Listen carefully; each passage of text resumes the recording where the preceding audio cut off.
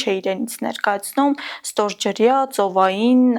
հնագիտություն։ Հայաստանը ու հայ ժողովուրդը ունի ջրասույզ մշակութային ժառանգություն հայկական լեռնաշխարհում, Սևանա լճում։ Ինչ առանձնահատկություն են ունեցել հայ ծովագնացները։ Նախ պետք է արխիվներում գտնել այդ փաստաթղթերը։ Շատ հետաքրքիր է ձեր փորձառությունը եւ ինչու՞ չէ նաեւ համարձակությունը այս ոլորտ մուտք գործելու։ Չփորձած զգացողությունների ծարավը տարավ Սևան, որպեսզի սուզվել սովորեմ, հասկանամ, թե դա ինչ է, ինչպես են սուզվում ջրի տակ։ Ինչ պետք է իմանա հետազոտողը։ Պետք է սուզորդական պատրաստություն ըստ իր սուզման արդեն բարդության։ Ինչ է պետք այսօր մեր պետությանը, որ ոլորտը ավելի զարգացնենք։ Համակարգային մոտեցում է պետք։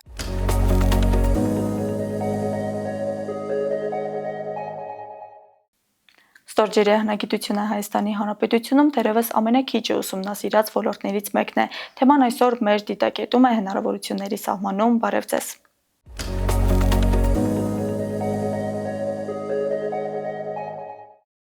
Տաղավարում իմ հյուրը ծովային հնագիտության անհատ հետազոտող Աննա Մարտիկյանն է։ Բարև ձեզ, Տիկին Մարտիկյան։ Բարև ձեզ։ Շնորհակալ եմ, որ ընդունել եք մեր հրավերը շատ կարևոր թեմայի մասին խոսելու համար։ Շնորհակալություն հրավերի համար։ Տիկին Մարտիկյան, որպեսզի նաև մեր հեռուստադիտողին պարզ լինի, ինչի մասին է խոսքը, եկեք նախ եւ առաջ հստակեցնենք, թե ինչ է իրենից ներկայացնում ստորջրյա ծովային հնագիտությունը, ինչ ասել է դա եւ որքան մեծ ազդեցություն ունի մշակութային, նաև պատմական ժառանգության ուսումնասիրության ու վերհանման համար։ Ծովային հնագիտությունը իրականում շատ կարևոր ոլորտ է։ Հայաստանում ճիշտ եք, քիչ ուսումնասիրված է, իսկ աշխարհում ծովային հնագիտության, ստորջրյա հնագիտության ոլորտը բավականին մեծ զարգացում է ապրում։ Միգուցե այն տրամաբանությունից ելնելով, որ Հայաստանը ծով չունեցող երկիր է եւ չի կարող ունենալ ջրասույզ մշակութային ժառանգություն, բայց դա բնավ էլ այդպես չէ։ Հայաստանը ու հայ ժողովուրդը ունի ջրասույզ մշակութային ժառանգություն հայկական լեռնաշխարհում, Սևանա լճում, Վանա լճում եւ ինչու՞ չէ համաշխարհային օվկիանոսում։ Համաշխարհային օվկիանոսից շատ կարճ մեջբերում անեմ, բոլորին պատմաբաններին կամ շատերին է հայտնի, որ միջնադարում, ուշ միջնադարում, մոտ 17-րդ դարում, 16-ից մինչև 19-րդ դարերում հայ վաճառականները իրենց հայտնի են եղել որպես ծովագնացներ։ Իրենց գործունեությունը ծավալել են ծովերով եւ ունեցել են նավեր, ոսկիներով, արծաթով, թանկարժեք մետաքսով, բեռներ են տեղափոխել աշխարհի մի ծայրից մյուսը եւ իրենց նավերով։ Եվ այս պահի դրությամբ էլ մենք ունենք բավականին հարուստ փաստաթղթային ժառանգություն հայ ծովագնացների ուշ միջնադարյան ծովագնացների մասին վաճառական աշխարհի տարբեր դիվաններում եւ նաեւ ջրասույզ հայկական նավեր համաշխարհային օվկիանոսում։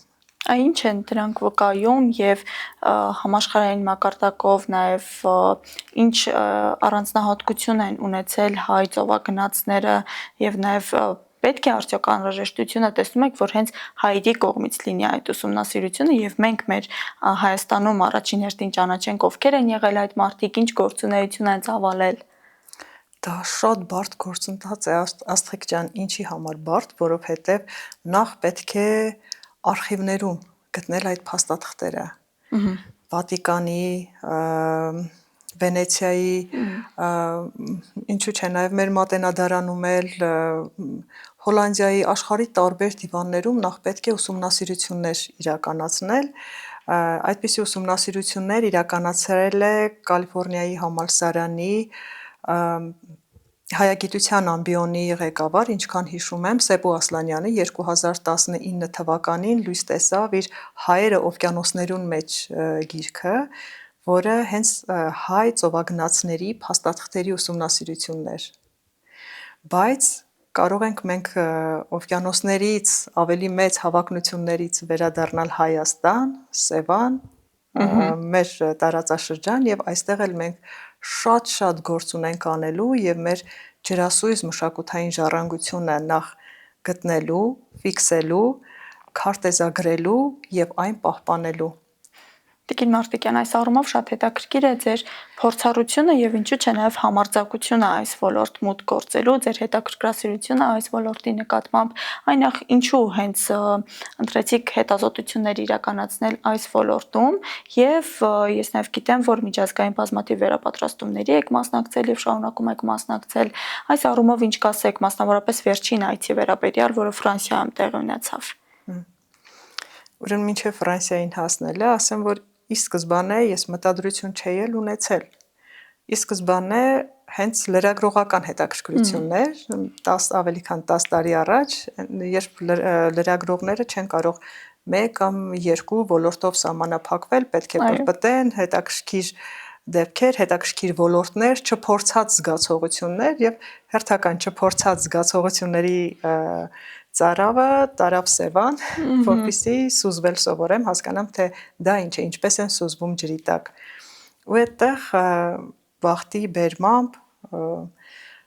ջրային հոսքեր մեկ-մեկ լինում են։ Ես եւ իմ ընկերները ջրային հոսքի ուղեկցությամբ հայտնվեցինք մի վայրում, որը հնագույն բնակավայր էր հիշեցնում։ Այդ ժամանակ ես չէի էլ պատկերացնում, որ նման բան ընդհանրապես կա, գոյություն ունի, հնարավոր է։ Եվ ինչն էր լրագրողական մոտեցման առավելությունը, որ կամերան, թեկուզ արդեն ստորջրյա կամերան միշտ ինձ հետ էր։ Սկսեցի տեսագրել այդ վայրերը։ Տեսագրել, դուրս բերել եւ փորձել հասկանալ, դրանից հետո նոր փորձել հասկանալ, թե դա ինչ է։ Հետո նոր պրպտելով հասկացա, որ աշխարհում գոյություն ունի ստորջրյա հնագիտություն, դա 10 տարի առաջ էր։ Իսկ հետո հաճելիորեն զարմացա, որ Խորհրդային Միությունում ստորջրյա հնագիտության առաջամարտիկը մեր հայրենակից Ռուբեն Օրբելին էր, Օրբելի եղբայրներից ավագը։ Շատ հետաքրքիր փաստեր կան, թե Ռուբեն Օրբելին ինչպես է պատմաբանի հնագետի մասնագիտությունը զուգորդել սուզորդի մասնագիտությամբ եւ ստեղծել Խորհրդային Միությունում նոր ճյուղ գիտության, հիդրոհնագիտություն այդ տերմինով։ Հետո երբ որ Մատենադարանում սկսեցի աշխատել, այսպես պրպտել, պեղումներ իրականացնել, զարմացա, որ հայերը հայկական լեռնաշխարհում ջրում սուզվելու ու ջրասուզակին բնութագրելու դեպքեր կան նաև միջնադարում։ Մեր մատենագիրները, երբ հանդիպեք մխլուջ բառին կամ ջրասուզակ, սուզորդ, մխլուջ, զարմացա, երբ տեսա, որ միջնադարում ինչպես են բնութագրել սուզորդներին եւ ինչպես են սուզորդները մտել, ինչ այն ժամանակ իհարկե չկար սկուբան կամ Խորհրդային Միության տերմինոլոգիայով ասած ակվալանգը եւ ինչպես են այդ ժամանակ սուզվել ջրերի տակից հանել տարբեր եւ թանկարժեք իրեր եւ աճյուններ եւ նաեւ ծովամարտերի մասնակցել։ Դա էլ լրիվ այլ ուղղություն է։ Որը նաեւ հիմք հանդիսացավ այսօր մեր օրերում կատարել ստորջրյա հետազոտություններ, այո։ Այո, 2001 թվականին ՅՈՒՆԵՍԿՕ-ն արդեն ելնելով տարբեր ջրասույզ մշակութային ժառանգության տարբեր մոտեցումներից համակարգային մոտեցման ձև որոշեց, կոնվենցիա հռչակեց, որն ունի 36 կանոն եւ այդ կոնվենցիային միացան աշխարհի շուրջ 8 տասնյակ երկիր։ Հայաստանը այս պահին նույնպես այդ կոնվենցիային միանալու փուլում է գտնվում, ի ուրախություն մեզ, եւ այսուհետեւ նաեւ մեր մշակութային ժառանգությունը ջրասույզ կարող ենք հենց միջազգային ստանդարտներով մենք գտնել, պահպանել եւ նաեւ աշխարհին ներկայացնել որպես աշխարհի մշակութային ժառանգություն եւ որն է ՅՈՒՆԵՍԿՕ-ն համարում ջրասույզ մշակութային ժառանգություն, հա, կան հուշարձաններ, որ կարող է եւ ճիշտ է ջրի տակ են հայտնվել, ծովի տակ կամ լճի տակ, բայց չեն համարվում հուշարձան, մշակութային ժառանգություն։ Այն հուշարձանները, որոնք 100 տարի պարբերաբար կամ մերթընդմերթ մնացել են ջրի տակ, դրանք արդեն ՅՈՒՆԵՍԿՕ-ի վերահսկողությամբ կոչվում են ջրասույզ մշակութային ժառանգություն եւ ենթակա են հատուկ պահպանության, ռեստավրացման եւ պահպանության։ Այս առումով ինչ պոտենցիալ ունենք Հայաստանում։ Չբացահայտված, ես կասեի, մեծ եւ չբացահայտված պոտենցիալ ունենք։ Կա օրինակ Սուզորդ Վահե Մելքոնյանին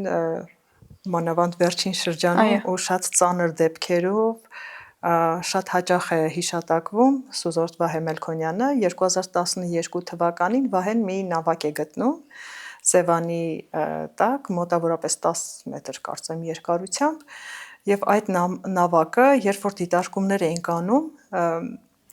ես եւ Կարեն Բալայանը նավապետ նկարագրություններով նախնական նման էր Հովհաննես Դրաստանակերտցու 10-րդ դարի նավակներին մտածում ենք որ միգուցե հենց ավելի 10-րդ դարի նավակ է բայց վերջերս ռադիոաստղածնային արդեն ուսումնասիրությունները նավի մոտ եղած կենթանական ոսկորների ցույց տվեց որ մոտավորապես 17-ից 20-րդ դարի դա նույնպես կարող է այդ նավակը նույնպես կարող է ՅՈՒՆԵՍԿՕ-ի չափորոշիչներով համարվել ջրասույզ մշակութային ժառանգություն։ Իմ այն ինչ որ ես եմ տեսել քարտեզագրել կամ տեսագրել տեսա նկարահանել նաև այդ հուշարձանները ըստ տիպաբանական վերլուծության մոտավորապես 4-ից 7-րդ դարերի հուշարձաններ կարող են լինել, ինչը դարձյալ ՅՈՒՆԵՍԿՕ-ի տրամաբանությամբ, ՅՈՒՆԵՍԿՕ-ի կոնվենցիայի տրամաբանությամբ արժանանում է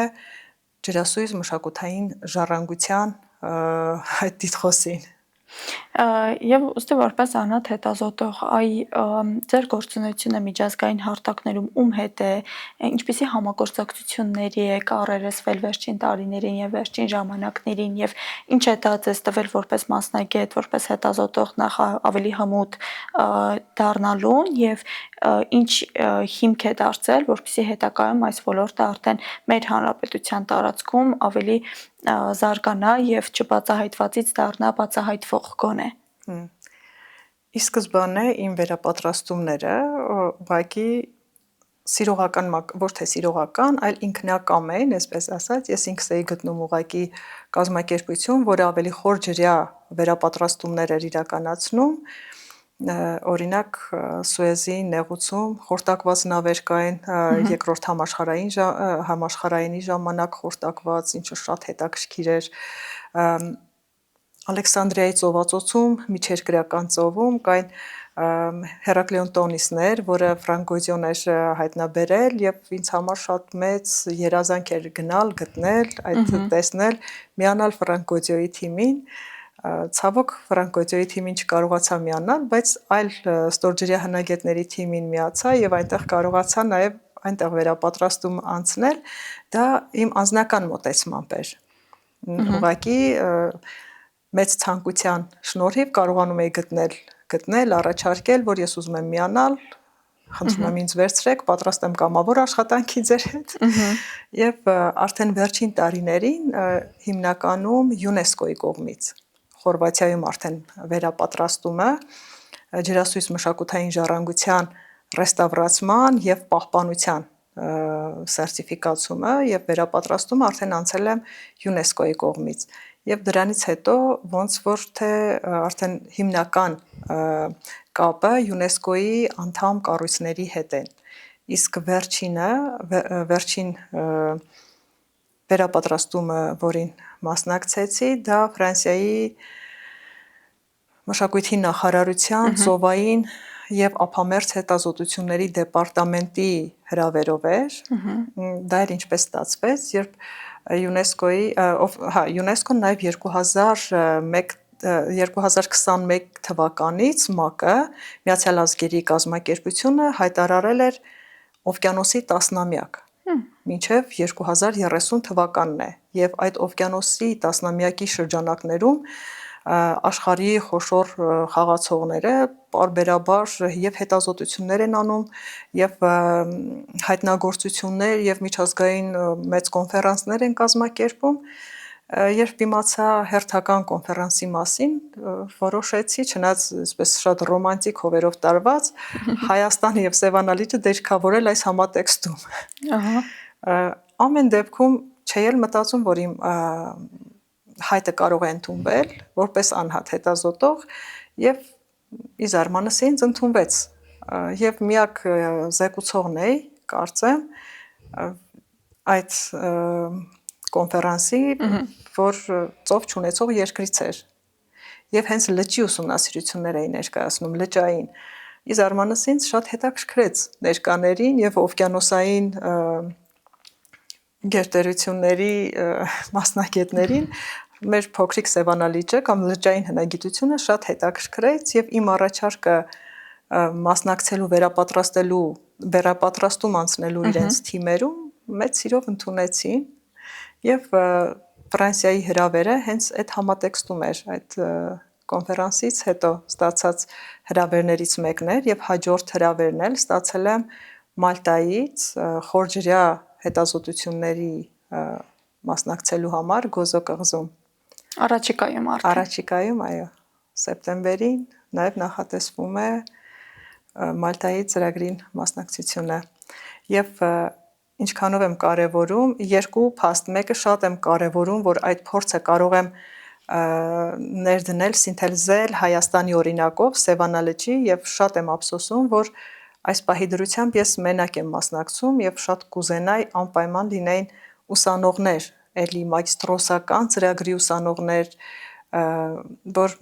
ես մենակ չգնայի մասնակցեի եւ հետո մտածեի թե լավ, այս գիտելիքները ինչպես կիրառեմ։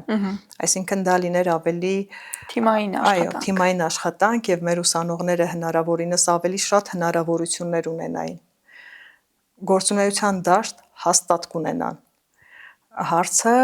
տվյալ պահին, տվյալ ժամանակահատվածում հնարավորությունների մասին է։ Իսկ գործունեության դաշտ հաստատ շատ կունենան, մեծ դաշտ կունենան։ Ես հույս ունեմ, որ նաև մեր այս հարցազրույցը կմոտիվացնի բազմաթիվ ուսանողների, որպեսզի ոլորտի հանդեպ հետաքրքրություն ցուցաբերեն, բայց նաև հետաքրքիր է Տիկին Մարտիկյան, թե ինչ պետք է իմանա հետազոտողը ստորջրյա աշխարհում մուտք գործելու համար, այսպես ասած, ինչ հմտություններ պետք է ունենա, որովհետև դա էլ առանձին հմտություններ է, առանձին աշխարհ է, մեր գիտացած պեղումներից տարբերվում է բոլորովին, ինչ հմտություններ պիտի ունենա հնագետը այս պարագայում։ Սուզորդական շատ մասնագիտական վերապատրաստում, որովհետև ջուրը սխալները չի ներում։ Դա շատ բարդ է, առավել եւս բարձր լեռնային լճերում հետազոտություն անելը, ինչպիսին Սևանն է, 1900 մետր ծովի մակարդակից եւ այստեղ նաեւ թթվածնի պակասի խնդիրը կա եւ մարդու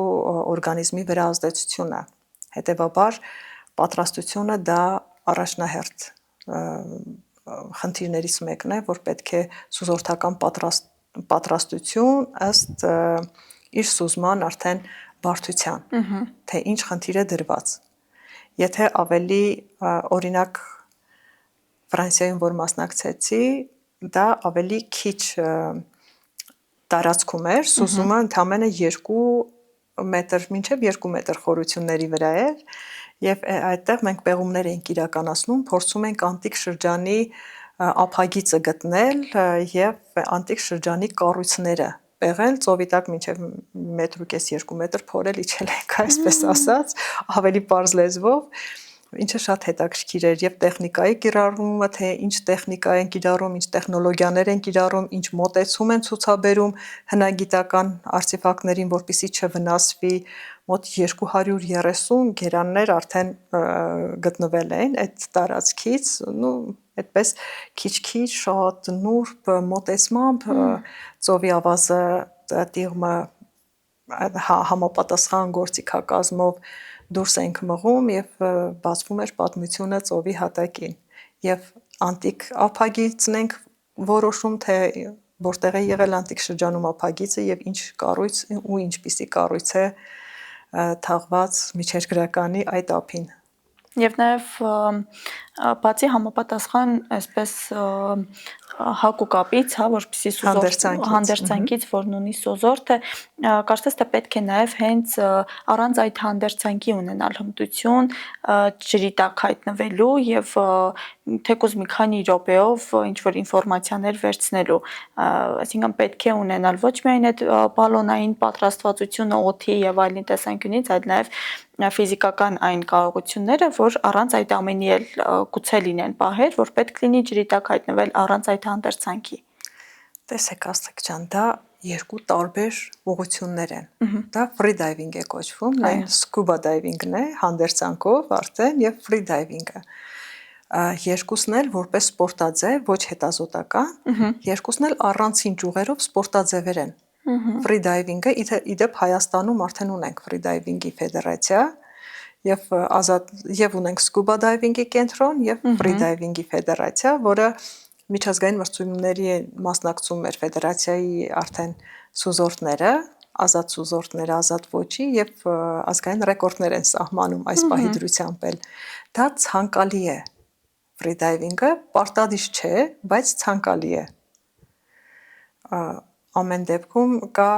հետախուզական, հա, երբ որ դու ուղղակի հետախուզական շատ անգամ թեկուզ Սևանում ես երբ որ փորձել եմ ինչ-որ բան հետազոտել կամ հասկանալ թե այս տարածքում ինչ կա, հենց ազատ սուզման միջոցով եմ փորձել մտնել, դուրս գալ ջրում, հասկանալ արժե այդ տարածքում մտնել, հանդերձանք վերցնել, մտնել, թե թողնեմ հաջորդ անգամի։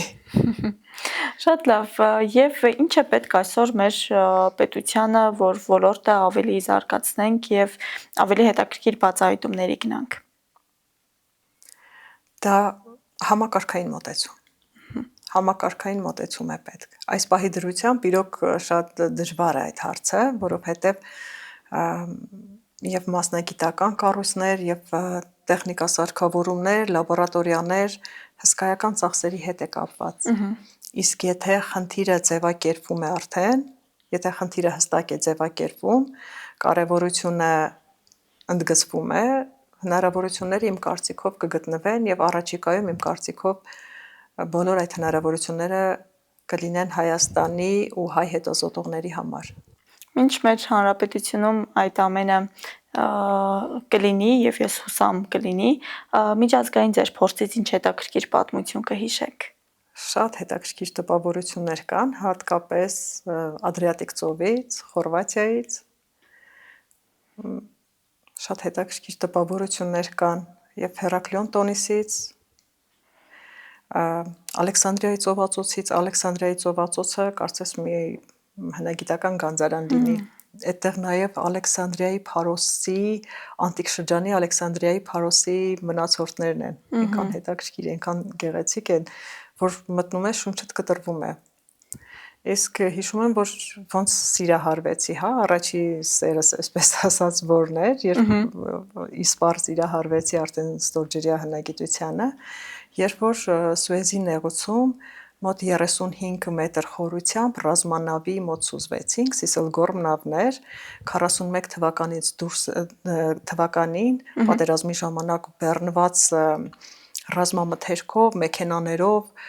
զենքով դուրս էր եկել եւ այդ Շարասյան ամենամեծ նավն էր 128 մետր երկարությամբ եւ գերմանական ռմբակոծիչների կողմից հարձակման ենթարկվելով մի մասը կտրվել էր, առաջին մասը սուզվել էր, ջրասույզ էր եղել, մի մասը առանցին կտրված էր, դիմացի մասը, իսկ երկրորդ մասը մինչև 30-ից 40 մետր այդպես խորությամբ Սուեզի նեղուցում է։ Առաջին պտույտը երկու նախ պետք է համապատասխան պատրաստություն ունենալ եւ անցել է այդ պատրաստությունը, որ ինձ թույլատրեցին մտնել այդտեղ։ Առաջին սուզումը մեր բալոնի պարունակությունը բավարարեց ընդամենը 1 պտույտ նավի շուրջ տալու եւ վեր բարձրանալու, որովհետեւ այդ խորության տակ դու չես կարող միանգամից դուրս գալ, պետք է ջրի տակ աստիճանաբար օրգանիզմդ արդեն սովորեցնելով դեկոմպրեսացիայով դուրս գաս, թե չէ մեր արյունը արագ դուրս գալուց այդ ճնշման տակ արագ կհարստանա թթվածնով եւ շամպայնի շշից ինչպես է շամպայնը դուրս պրծնում, նույն ձևի, նույն մեխանիզմով կլինի մեր երակներից, արագ թթվածնով հարստացման ջրի ճնշումից արագ դուրս գալու դեպքում։ Դրա համար աստիճանաբար ենք դուրս գալիս։ Եվ երկրորդ սուզման ժամանակ մենք անցանք արդեն այդ ռմբակոծած նավի մեջ, որտեղ կային զենքերը, մեքենաների վրա, մոտոներ, զենքեր, արկղերով մեքենաներ ու